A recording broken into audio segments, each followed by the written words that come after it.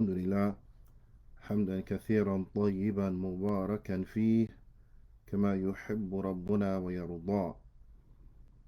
أشهد أن لا إله إلا الله وحده لا شريك له، وأشهد أن محمدا عبده ورسوله الناصح الأمين.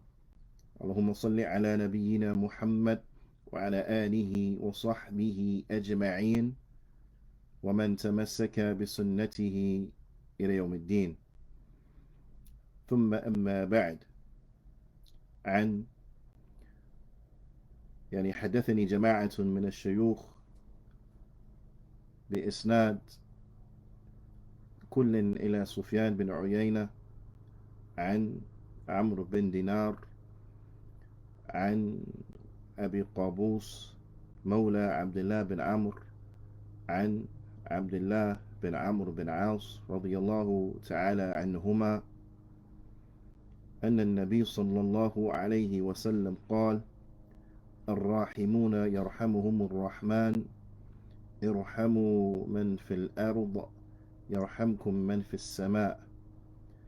وقال العلماء ذلك بأن العلم رحمة، نتيجته رحمة في الدنيا وغايته الرحمة في الآخرة. الحمد لله على نعمة الإسلام والسنة.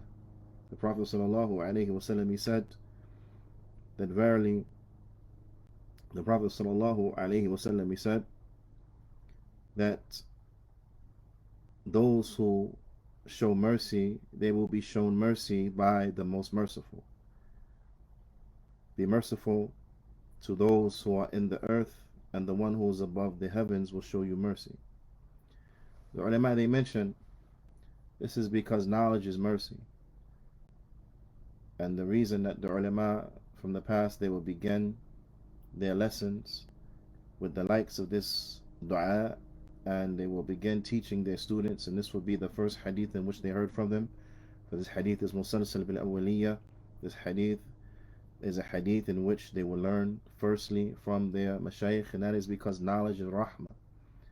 The result of knowledge in this world is mercy, and the ultimate result of knowledge in the hereafter, the ultimate goal of knowledge in the hereafter, then it is the attainment of mercy. على كل حال, الحمد لله على نعمة الإسلام والسنة. All praise and thanks belong to Allah for guiding us to Islam and for guiding us to the Sunnah. We continue going over the tremendous book by Imam al-Nawawi rahimahullah ta'ala, al-Arba'in al-Nawawiyya. We have reached the 6th hadith, and that is the hadith of Abi Abdullah Nu'man bin Bashir radiyallahu ta'ala anhu. قال رضي الله تعالى عنهما قال: سمعت رسول الله صلى الله عليه وسلم يقول. He said, I heard the Messenger of Allah صلى الله عليه وسلم saying: إن الحلال بين, that verily the halal is clear. وإن الحرام بين, and that verily the haram, it is clear. وبينهما أمور مشتبهات, and between them two, then there are issues that are doubtful.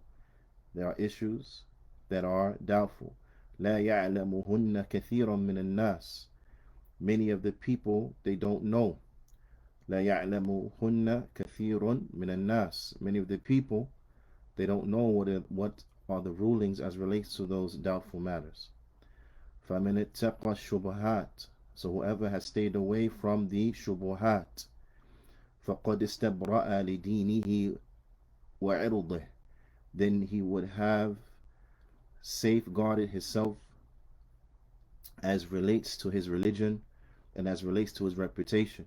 He would have safeguarded himself as relates to his religion and as relates to his reputation.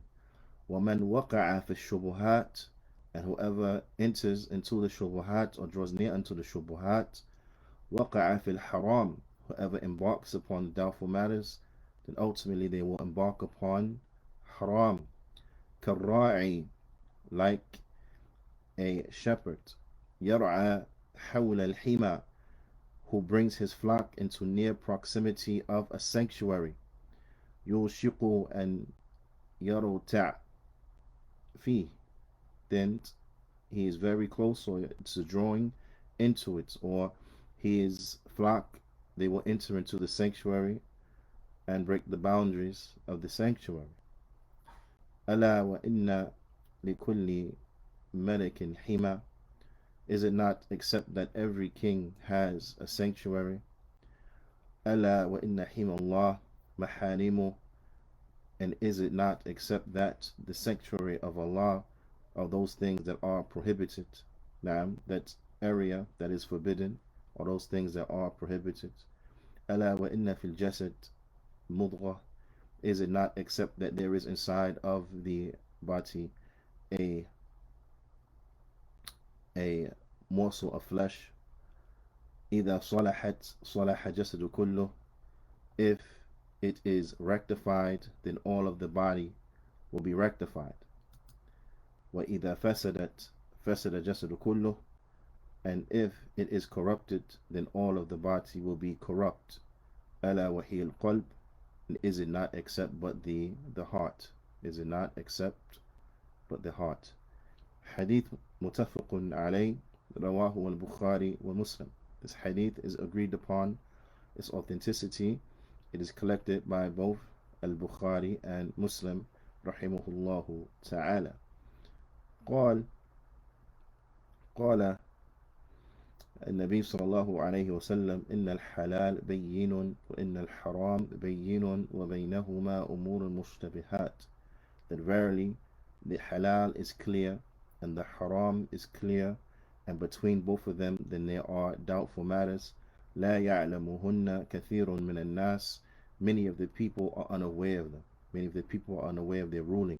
Meaning, قال العلامة, the Allama, the great scholar, the Muhaddith of Medina, الشيخ عبد المحسن العباد البدر حفظه الله تعالى, he says فيه تقسيم الأشياء إلى ثلاثة أقسام.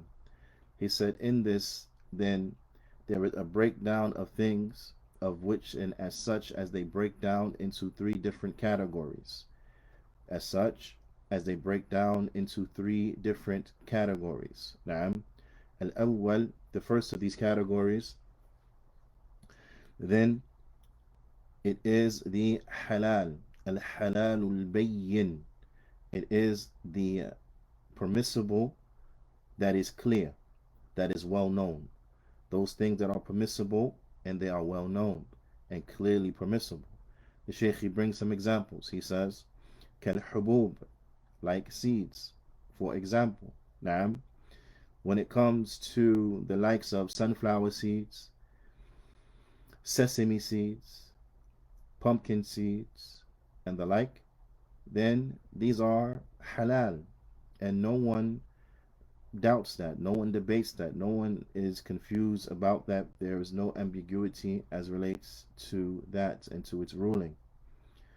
Wathimar, and like fruits, like fruits, there's no ambiguity as to relates to their ruling. An apple, it is halal, no one debates you about that.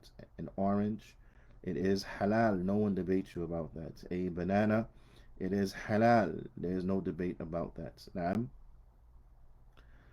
وبهيمة الأنعام, and those animals, those cattle in which we eat from their meats and the like, no one debates about whether or not they are halal or haram. So beef, for example, it is halal. Naam. Chicken, for example, it is halal. Naam.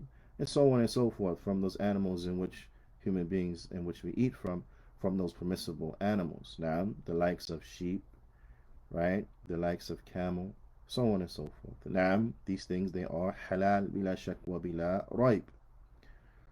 The Shaykh, he mentions, he says, إذا لم تصل إلى الإنسان بالطريق الحرام, if it does not reach the individual by way that is haram. نعم بالطريق الحرام.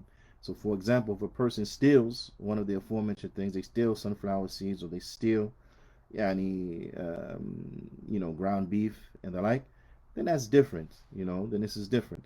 But outside of that, if it comes in a halal manner, then it is halal, and there's no debate about that, and that is well known.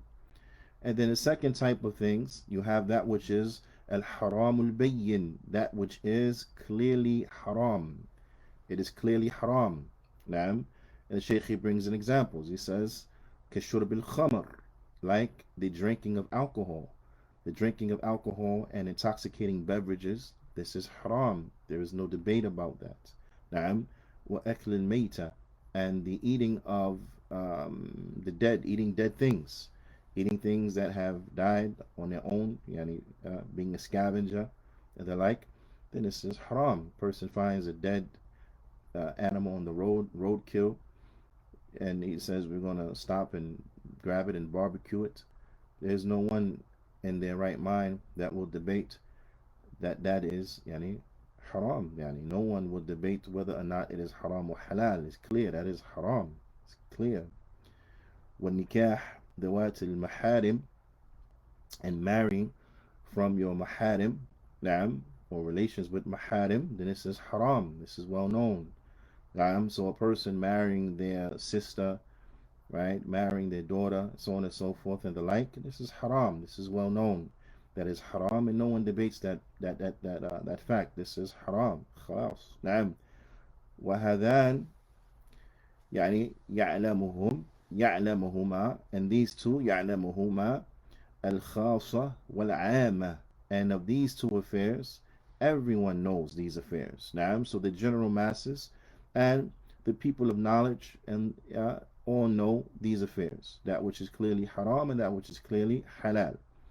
And then the third affair you have, and that is mushtabihat. They are those things that are doubtful. Al-mutaraddida, those things that people are apprehensive as relates to their ruling. Naam. And that is because, as the ulama they explain, it is because this thing, it is similar to that which is halal in some aspect, and it is similar to that which is haram in some aspect. Naam. So there's an aspect to it that will lead one to think that maybe it is halal, but at the same time there is an aspect to it that will lead one into thinking, well, maybe perhaps it is haram. There, it's not 100% clear. Now, it's not 100% clear. There are those things in which a person, then they are apprehensive about, and as relates to them. يعني مترددة بين الحلال وبين الحل والحرمة. They are as apprehensive whether it is permissible or impermissible. So a person may sway back and forth. Is permissible? Maybe not permissible. Maybe haram. Maybe not haram. Maybe permissible. They don't know. They sway back and forth. نعم. فليست من الحلال البين. It is not from that which is clearly halal. ولا من الحرام البين. And it is not from that which is clearly haram. نعم. It's not from that which is clearly haram. وهذه لا يعلمها كثير من الناس. And these, many people are unaware of their real ruling. Now, there's an important point here, as Sheikh Muhammad Bazmoul, Hafidhullah Ta'ala, he points out, and that is that what? Is that the likes of these affairs, we will see from this hadith that the ruling on whether something is halal or haram is known about everything. Now, meaning that what? There are no truly gray matters of which are unknown to everyone. So the ruling is known. The ruling for all things as relates to whether they are halal or haram, it is known. However, they are not known to everyone. You will have those things that are clearly halal, and that's known to everyone. You have those things that are clearly haram, and that is known to everyone. And then you have those things that are doubtful, that those things, they are not known to everyone, but you have from the ulama those who know. You have from the ulama those who know their ruling. Naam. And that is seen from the statement of the Prophet sallallahu alaihi wasallam, لا يعلمهن كثير من الناس, and that many people don't know them. Many people are unaware of their ruling. So this points us to the fact that what? But some people are aware of their ruling. Some people do know them. Now, ala kulli hal, you have yani from mankind those who know what the ruling it is. So alhamdulillah, there are no truly gray matters that are unknown to everyone. Now, it's just the doubtful things. Many of the people don't know their ruling. Many of the people, they are unaware of it. So what is the stance of the individual when it comes to the likes of these things that are unknown, or these things that are doubtful, that are not known to everyone? What is the stance of the Muslim when they encounter one of these doubtful matters? Their stance is that they are to stay away from it. Their stance is that they are to stay away from it, and they're not to embark upon it. Now I want you to reflect. Those issues that are issues of debate, great debate, should we do them? Should we not do them?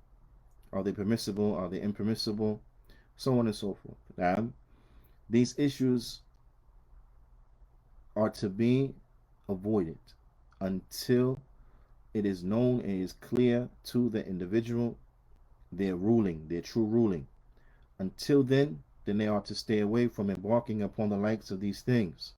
The Prophet ﷺ, as relates to the doubtful matters, he commanded us to stay away from that which causes us doubt. Now, as it comes in another hadith that bi'nillahi ta'ala we will come to later on in this collection, leave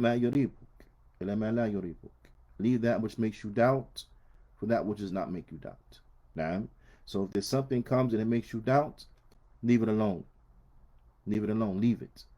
Now, the Prophet ﷺ, he said, فَمَنِ اتَّقَى الشُّبُهَاتِ, so whoever stays away from the doubtful matters, فَقَدْ اسْتَبْرَأَ لِدِينِهِ وَعِرْضِهِ, then he would have cleared his deen and cleared his reputation. He would have safeguarded his religion and would have safeguarded his reputation. نعم. وَمَنْ وَقَعَ فِي الشُّبُهَاتِ وَقَعَ فِي الْحَرَامِ, and whoever embarks upon the doubtful matters, then they will ultimately embark upon the haram. And then the Prophet ﷺ, he brings an example. He says, كَالرَّاعِ يَرْعَى حَوْلَ الْحِمَى, like a shepherd that brings his flock to graze near to a sanctuary. يُوشِقُ أَنْ يَرْتَعْ فِيهِ, then they're going to fall into it. They're going to eat from the grass and from the vegetation of that sanctuary. نعم. ألا وإن لكل ملك وإن لكل ملك حمى, is it not except that every king has a sanctuary? ويعني ألا وإن حمى الله محارمه, is it not except that the sanctuary يعني for Allah are those things in which he has made haram? A Sheikh, he mentions, a Sheikh Abdul Muhsin حفظه الله تعالى, هذا يرجع إلى القسم الثالث, that this goes back to the third category. And that third category is those things that are doubtful. Now, it returns back. This speech here is in relation to the third category. And the third category, يعني هو مشتبهات, it is those things which are doubtful. Those things that are not in يعني entirely clearly halal or haram. Now, فَيَتَجَنَّبُهَا الْإِنسَانِ, so individuals to stay away from them. Individuals to stay away from them, and is to leave them alone and to avoid them. وَفِي ذَلِكَ السَّلَامَةِ, because in that then there will be peace, there will be safety for the individual, يعني لِدِينِهِ وَلِعِرْضِهِ, for his deen and for his reputation. نعم. والسلامة للعرض فيما بينه وبين الناس, so he will have safety in his reputation and that which is between him and that which is between Allah. Like, so where's the salama? Excuse me. He will have safety in his reputation between him and between the people. Now, he will have safety in his reputation between him and between the people. Like, but where's the safety as relates to the deen? Naam, walidini. The safety as relates to his deen, أي فيما بينه وبين Allah, between him and between Allah. So if you stay away from something because you were doubtful on whether or not this thing was halal or it was haram, but by you staying away from it and not embarking upon it, then you will have not entered into the haram. So you are safe. So you have safe. So if you left off something that was halal because you were unclear, you didn't know that it was halal, and you left it off out of fear of it being haram, then you're safe as relates to your deen, because ultimately you did not fall into the haram. So that you are safe in that which is between you and between Allah subhanahu wa ta'ala. And if you leave off those doubtful matters as relates, يعني, whether they are halal or haram, نعم, then as relates to that which is between you and between the people, then you are above reproach as relates to this particular affair. As relates to this particular affair, they can't accuse you of falling into something that you have left. Now, they can't accuse you of falling into something that you did not embark upon. فلا يكون لهم سبيل إلى النيل من عرضه بسبب ذلك. So there will not be any reason, any cause, any justification for them to speak bad about this individual due to that particular affair, to speak bad about this individual because they embarked upon said particular issue or thing and the like. Now, so they'll be safe as relates to their reputation. Now, however, if a person becomes lax as relates to these affairs, the Sheikh, he mentions, he says, وَإِذَا تَسَاهَلَ في الوقوع في المشتبهات فقد يجره ذلك إلى الوقوع في المحرمات الواضحات. If a person becomes lax as relates to those doubtful affairs, if a person embarks upon doubtful affairs and it pays no attention to embarking upon those doubtful affairs, then this will acclimate an individual and prepare an individual and ultimately plunge an individual into falling into those clearly haram affairs. Naam, then they will fall into that which is clearly haram. Naam. وقد ضرب النبي صلى الله عليه وسلم لذلك المثل. And the Prophet صلى الله عليه وسلم, he brought an example as it relates to this. نعم, بالراعي, with the shepherd, يرعى حول الحمى, who brings his flock to graze near to a sanctuary. فإنه إذا كان بعيدا من الحمى سلم من وقوع ماشيته في الحمى. If he takes his flock and he keeps them far away from the sanctuary, then his flock will be far away from embarking upon the vegetation inside of the sanctuary. His flock will be far away from falling into the sanctuary. نعم. وإذا كان قريبا منه, but if he is near unto it and he brings his flock in close proximity to the sanctuary, أوشك أن تقع ماشيته فيه, then his flock ultimately will start to graze also from the sanctuary. They will also graze from the sanctuary, وَهُوَ لَا يَشْعُرُ, and he would not have perceived it. He would not have taken notice. They would have eaten from the sanctuary and he would not have realized it. Why? Due to the closeness of their proximity to the sanctuary. Now, and this is the reality. وَالْمُرَادُ بِالْحِمَى, and what is intended here by sanctuary, يعني ما يحميه الملوك وغيرهم, it is that which is sectioned off and protected نعم, by the kings and those and others, by the kings and by others. نعم, من الأراضي المخصبة, from those lands that have been clearly outlined and designated, fenced off, yani, as being, no trespassing. Okay, no one is to embark upon the likes of this. Those things that have been outlined and allocated and set aside, that there is no entry, there is no entrance, so on and so forth, a sanctuary. يمنعون غيرهم من قربها, of such that they are clearly marked and identified as such that it prevents individuals from even getting close to it. It prevents individuals from getting close to it. نعم. فالذي يرعى حولها يوشك أن يقع فيها. So whoever will graze near unto it, then they're going to fall into it. those who graze near unto it, then they're going to fall into it. فَيُعَرِّضُ نَفْسَهُ لِلْعُقُوبَةِ, and then he would have thus subjected himself to punishment. He would have thus subjected himself to being punished. Why? Because he has violated the sanctity of the sanctuary. وَحِمَ اللَّهِ عَزَّ وَجَلَّ الْمَحَارِمُ الَّتِي حَرَّمَهَا, and the sanctuary of Allah Azza wa Jal, then it is those things in which He has made haram. Those things in which He has made haram.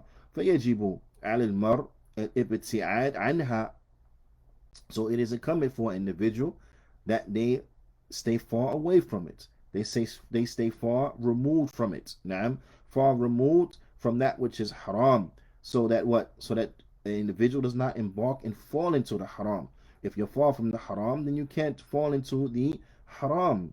Naam, and the like. The Shaykh he goes on to mention, وَعَلَيْهِ يَبْتَعِدَ عن المشتبهات التي قد يؤدي إليها. So he must stay away from the doubtful matters that could potentially plunge him into the haram. Naam, he has to stay away from the doubtful matters that will eventually plunge him into the haram. The Prophet ﷺ, he also mentioned, ألا وإن في الجسد المضغة, and is it not except that there is in the body a morsel of flesh. إذا صلح صلح الجسد كله, if it is rectified, then all of the body is rectified. وإذا فسد فسد الجسد كله, and if it is corrupted, then all of the body is corrupted. نعم. ألا وهي القلب, and is it not except that it is the heart? Is it not except that it is the heart? والمضغة, a mudghah, and we went over this, يعني, in the aforementioned, يعني, in previous classes. نعم. المضغة قطعة من اللحم. It is a piece of meat. It is a piece of meat, يعني على قدر ما يمضغه الآكل, about the size of what can fit in a mouth, yani bite size. Okay, a morsel of flesh the size of which can fit inside the mouth, and that what has yani been chewed, has been bitten. وفي هذا بيان عظم شأن القلب, and in this there is a clear explanation, a clear lesson, which shows us the importance of the heart. Naam, which shows us a portion of the heart. This morsel of flesh, this heart, naam, which is the size or similar in size to an individual's fist. Okay, inside of one's body. Then this is what it shows us, the importance of the heart. The importance of the heart, not just from a physical standpoint, not just from the standpoint of remaining alive, naam, and for the sustainability of life, but also as relates to an individual soul. Also as relates to an individual soul and their disposition, their internal disposition. The heart is extremely important. The heart is extremely important on a spiritual and a physical level. The heart is of extreme importance. As such, as the ulama they say, وَأَنَّهُ مَلِكُ الْأَعْضَاءِ, because the heart is the king of the limbs. The king of the limbs, the ruler of the limbs, then verily it is the heart. نعم. وَإِنَّهَا تَصْلُحُ بِصَلَاحِهِ, and that the limbs will be rectified by the rectification of the heart. The limbs themselves, they will be rectified by the rectification of the heart. وَتَفْسُدُ بِفَسَادِهِ, and they will be corrupted by the corruption of the heart. When one looks at the righteous person and compares them to the irrighteous person, the irreligious person, they will find that those who are healthy, they are on the same playing field as relates to their limbs. So we're looking at two healthy individuals, okay? Two healthy individuals. They are on the same playing field as relates to their limbs. This one has arms, this one has arms, this one has hands, this one has hands, this one has feet, that one has feet, so on and so forth. The difference is that one will utilize their physical being, their hands, legs, eyes, ears, mouth, tongue, so on and so forth, in a manner that is halal, whereas the other will utilize those same limbs in a manner that is haram. What is the difference?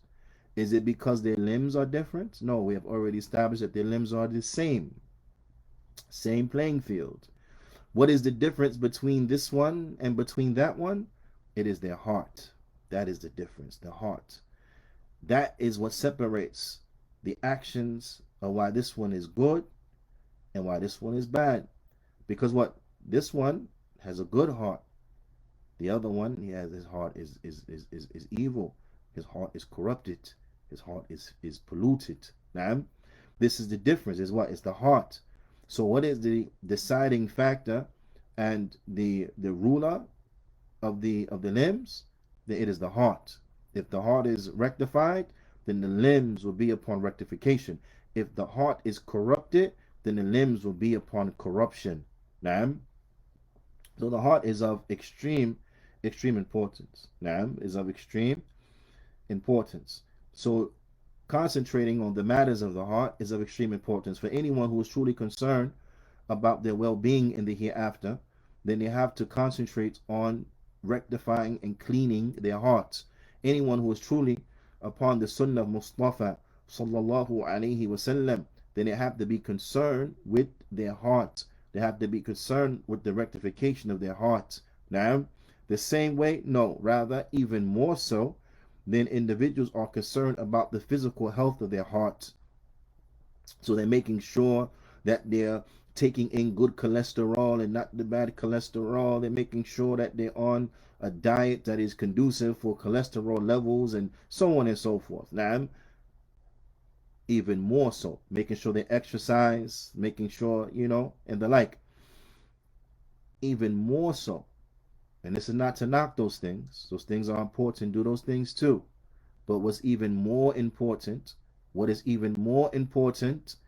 is the condition of your heart. Yani, from a spiritual level, is even more important. Even more important than its physical health. Because if an individual is concerned about not putting foods into their stomachs that could have an ill effect upon their heart, then they have to also be concerned to not ingest things, whether that be through their eyes or through their ears or through their mouths or any other way in which things could enter into one's person that will have an ill effect upon a person's heart. Now, so those things that are haram, listening to the haram, the ear is the passageway by way in which it will reach into your heart. In that situation, listening to those things that are haram, it will ill affect your heart and it will be disease to your heart, worse than cholesterol. Looking at that which is haram, now in this instance, now your eyes, they are the passageway by way in which will reach your heart. So looking at things that are haram, now then this will be more dangerous to your heart than being upon a high fat, high cholesterol, high saturated fat diet. Okay? And so on and so forth. So we have to be concerned with the condition of our hearts. Imam al-Nawawi, قال إمام النووي رحمه الله تعالى قوله صلى الله عليه وسلم فمن وقع في الشبهات وقع في الحرام, that whoever falls into the doubtful matters, they will fall into the haram. He mentions يحتمل أمرين. This entails two different affairs. It could possibly entail two different affairs and or, right? The first of them, أن يقع في الحرام وهو يظن أنه ليس بحرام, is that they will fall into the haram while thinking that it's not haram. Because remember, it's doubtful. They don't know. They don't know whether it's halal or it's haram. Could be this, could be that. They don't know. But however, they throw caution to the wind. They say, I'm gonna do it anyway. I'm not sure. It's halal, haram, I don't know. But I don't know, I'm gonna do it. It is possible they'll fall into it and they don't think it's haram. They'll do it and they don't believe it's haram. They don't know that it is actually haram. So this is one possibility now that presents itself when you do doubtful things, is that you will potentially do something haram while believing it's not haram, while thinking that it's not haram. So this is why you stay away from the doubtful things. The other thing that could potentially happen when you do things and you fall into that which is doubtful, Imam al-Nawawi, he says, الثاني أن يكون المعنى نعم قد قارب أن يقع في الحرام كما قال المعاصي ضرير الكفر. He said is that it can also mean that by falling into the doubtful matters, it will draw you near into falling into the haram and acclimate you into falling into the haram, just like it is said that sins are the postcard of disbelief, meaning that what sins will drag a person near to disbelief, and if they make those sins and deem those sins as being permissible and being halal, then it will plunge a person into disbelief. So sins will acclimate a person for disbelief. Now, to put it in another way, sins could acclimate a person towards disbelief. Likewise, doubtful matters will acclimate a person for forbidden things. Doubtful matters, embarking upon doubtful matters, will acclimate a person for falling into and embarking upon prohibited things. لأن النفس إذا وقعت في المخالفة تدرجت من مفسدة إلى أخرى أكبر منها. Because the individual, when they fall into the sins, they will digressively go to sins that are even worse. They will ultimately go to sins that are even worse. For an example, if a person talks to a woman who is haram for them, now, if a person talks to a woman who is haram for them and has a verbal relationship with said woman, this is haram. Now, but once they have become comfortable with talking to her, then they're going to long to meet with her in person, to have a meeting with her. Now, and meeting with her, then of course this is even more haram, because now the possibility is even greater.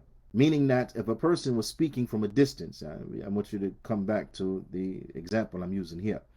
Talking to her from a distance, from text, from whatever messenger service, right, app and the like, talking with her from a distance, okay? This is haram. But that will lead ultimately into him what? Meeting with her. That's even more haram. Now you're in the same place. Now, meeting with her, it will come to a point where that is no longer enough. The fact that they are physically in one place and they're talking, right, and they're looking. Also, the looking is from those things that are building up and leading to that which is more haram. Now they're going to want to have physical contact with one another, and that physical contact will start with whatever and to end with wa'iyadu billah. Now, so the point is that what is that haram is linked to each other, the heels of each other. Now, it is like with drugs. A person starts by experimentation with this drug, and then that will lead them to experiment with another drug, and then they build up a tolerance for this thing, so now they add and they go to something else, and then they end up being addicted to heroin, or addicted to crack, or addicted to crystal meth, and so on and so forth, right? Typically, people just don't jump off the deep end, but they gradually get worse. They gradually get worse, okay? So this is what is meant by that it will acclimate. It will acclimate an individual to doing that which is worse, and that which is worse, and that which is worse. وقيل, and it is said, وإليه الإشارة بقوله تعالى, and in it then there is um, what do you say? There is a alluding to the statement of Allah subhanahu wa ta'ala, وَيَقْتُلُونَ الْأَنْبِيَاءَ بِغَيْرِ الْحَقِّ ذَلِكَ بِمَا عَصَوْا وَكَانُوا يَعْتَدُونَ. And they used to kill the prophets without right. They will murder and assassinate the prophets without right. Speaking about who? The Yahud. Speaking about the Yahud. They used to kill the prophets without right. Now, Allah Ta'ala says that is because of how they used to transgress. Now, that is because or due to their transgressions. That is due to there's transgressions.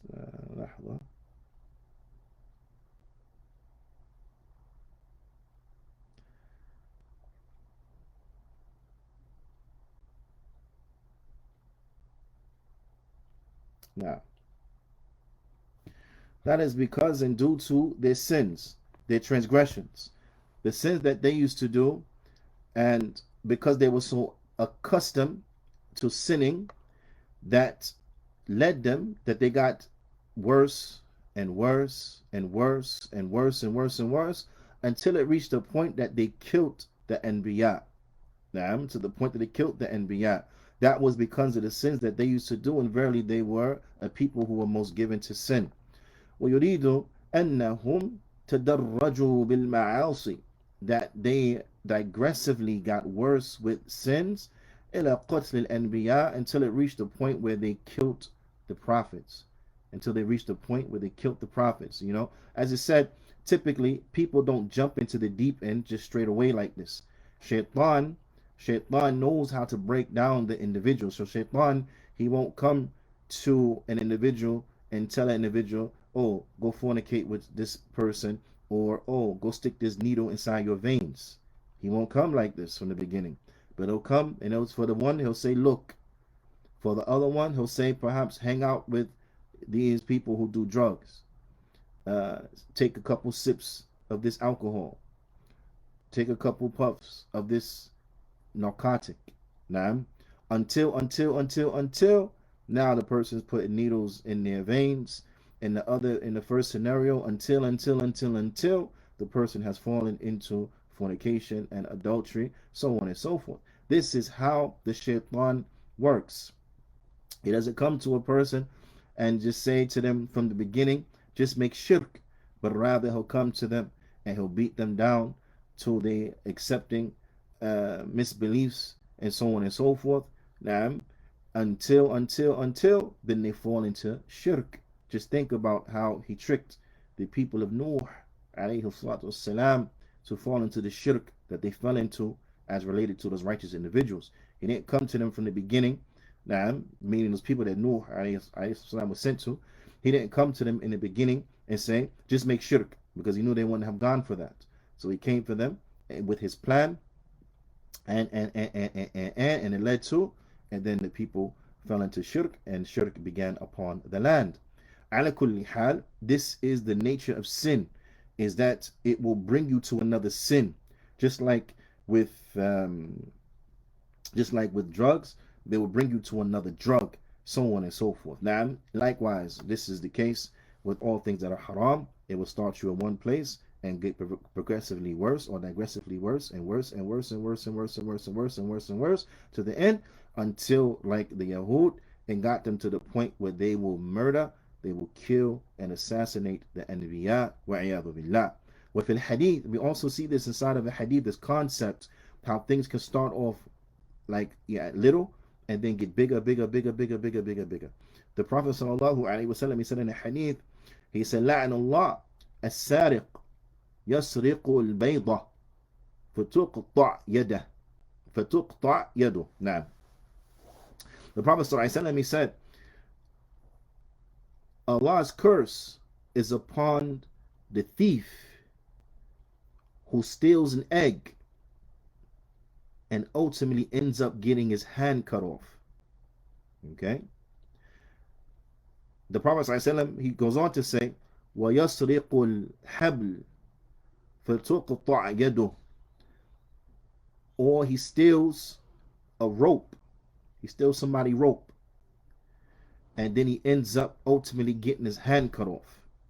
Now, what do we understand from this? Is this to say that if you steal an egg, you get your hand cut off? No. Is this to say that if you steal a rope, you get your hand cut off? No. Because the likes of these crimes, the likes of this type of theft, this type of petty theft, is not punishable by getting your hand cut off. Now, so what is meant here in this hadith is that what? Is that may the curse of Allah be upon a person who begins off with petty theft. They start off stealing small stuff, but then they don't stop. They get worse and worse and worse and worse and worse and worse until they start stealing things that the punishment is getting the hand cut off. Now, they don't stop. They don't make tawbah and stop and that's it. But they keep going until they get the hand cut off. Now, this is what's understood. Why? Because this was what? تَدَرَّجُ مِنَ الْبَيْضِ وَالْحَبْلِ إِلَى سَرِقَةٍ. They have gone from taking an egg, a rope, you understand, unto the point now where they do crimes of which that are punishable by getting your hand cut off. By getting your hand cut off. And this is the nature of sin. So I want us to be very conscious as relates to this and to understand how things work. To understand how things work. This is the nature of sin. It's not a person who's going to say, I'm just going to be an egg stealer and then that's it. No, they're going for stealing eggs, maybe steal a chicken. You understand? Because that's how shaitan works. If a person steal an egg, shaitan comes and why you want to steal an egg? Might as well steal a chicken. You steal a chicken, you ain't got to steal eggs no more. So then you steal a chicken, you get away with stealing the chicken, now you get free egg because you don't steal the chicken. Then you say, oh, 1 month, now I'm going to steal this and I'm going to steal that. If it work, then next thing you know, so Allah musta'an, now he's made a crime in which he get his hand cut off. Okay? This is the nature of sin. Due to time, we summarize in the last few points. The Shaykh also mentions that Nu'man bin Bashir, radiyallahu ta'ala anhuma, he was from the small of the Sahaba. Yeah, Sigar al-Sahaba, meaning he was from the young Sahaba. He was around 8 years old when the Prophet sallallahu alaihi wasallam passed away, alayhi salatu wasalam. He was about 8 years old. About 8 years old when the Prophet sallallahu alaihi wasallam he passed away. But he was a young man of fine intelligence. He was a young man of fine intelligence. And also we see a benefit from this is that the Prophet ﷺ, he did not bar him from the gatherings. He did not bar him from the gatherings when he was brought around the men. He did not bar him from the gatherings saying, get this little boy out of here, so on and so forth. And how do we understand that?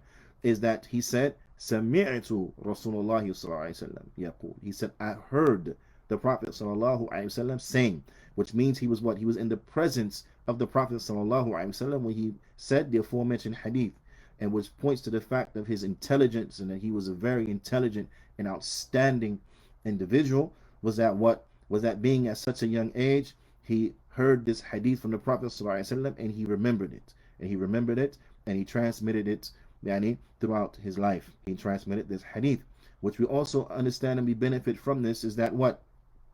Is that information that will come from an individual that was attained when they were young is acceptable when they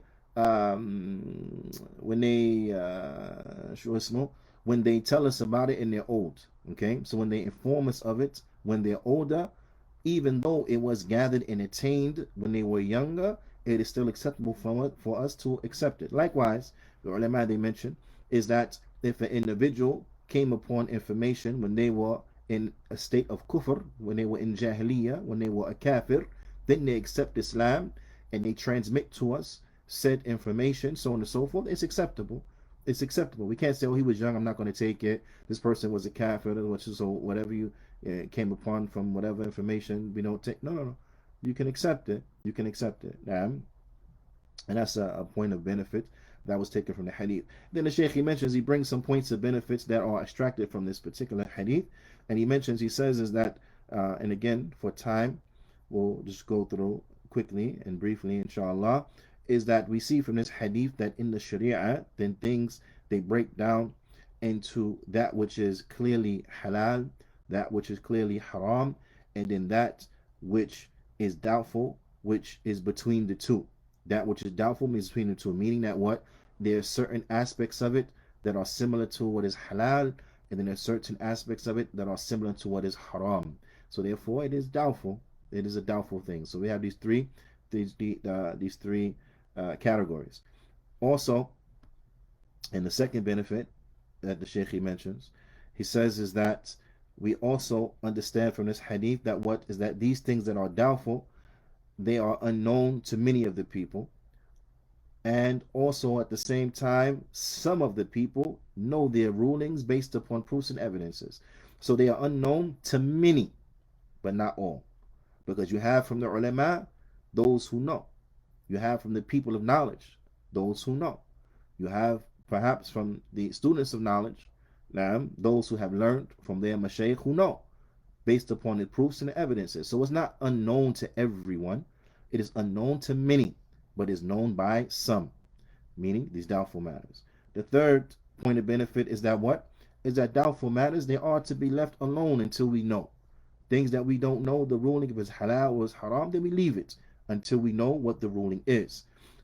The fourth point of benefit is that the striking of examples to further explain and to help explain concepts is of extreme importance, and that examples could be struck for things that are abstract, just a concept. Now, then you can bring an example of something that is physical and tangible by way in which will help a person better understand said concept.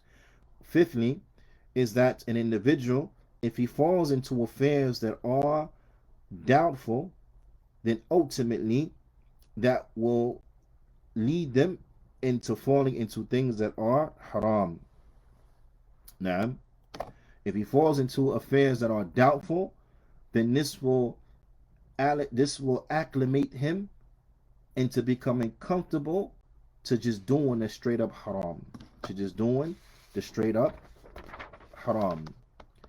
Sixthly, is that verily the extreme importance of the heart is outlined here in this hadith, and that the limbs follow the heart. So if the heart is rectified, then all of the limbs will be rectified. And if the heart is corrupted, then all of the limbs, then they will be corrupted.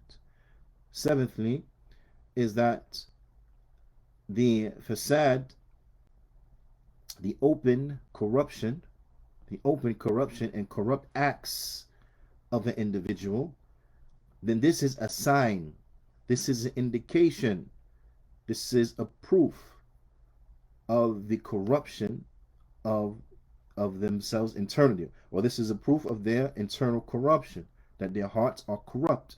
So a person who's involved in every type of sin, they can't come and say, but I have a good heart. We say to that person, no, this can't be correct. Your heart must be filthy. Why? Because your actions are filthy. The person who has a good heart, then you hear from them good speech. The person who has a good heart, then you see from them good actions. You see from them righteousness. You see from them obedience. If the person has an evil heart, then you see from them disbelief. You see from them all types of nasty and vulgar speech, lack of shyness, so on and so forth. These are all indications that you have a bad heart. You're a bad person. Now, you're a bad person. Person come and say, but you can't say that. You don't know what's in my heart. You're right. I don't know what's in your heart. But if it's anything like what's on your tongue, or if it's anything like what is upon your limbs, then you are a filthy hearted person, because your tongue will come off your tongue is filthy, and what your limbs do is filthy. You understand? And then vice versa. Now, so the actions, they are an indication of what is in the heart. So if you are concerned or you are curious, right, about the condition of your heart, and you want to self-diagnose and see, right, what is the condition of your heart, look to your speech. How good is your speech? Look to your actions. How good is your actions? Look to your level of obedience unto Allah subhanahu wa ta'ala. How good is your level of obedience? Look to you're staying away from and avoiding the sinful affairs and so on and so forth. How well are you in avoiding the sinful affairs and so on and so on. Look to your shyness. How shy are you? يعني in front of your Lord Azza wa Jal, so on and so forth. Now, lastly, eighthly, and lastly, is that verily the one who stays away from the doubtful matters, uh, then they will be safe as relates to their deen. Their deen will not be deficient, and they will be safe as relates to their reputation, now, from any type of censor or criticism. If you stay away from the doubtful matters, you'll be safe in your deen with Allah subhanahu wa ta'ala, because you would have not embarked upon that which is haram. And if you stay away from the doubtful matters, you'll be safe as relates to your reputation, and it will be no way to criticize you for falling into that doubtful affair, because you would have stayed away from it. So your reputation will be safe from criticism from this standpoint. And then the explainer, the Fadilat al-Shaykh Abdul Muhsin Hafidhahullah Ta'ala, he goes on to the next hadith, the seventh hadith. ولكن نكتفي بهذا القدر، وصلى الله وسلم على نبينا محمد وعلى آله وصحبه أجمعين، وجزاكم الله خيرا.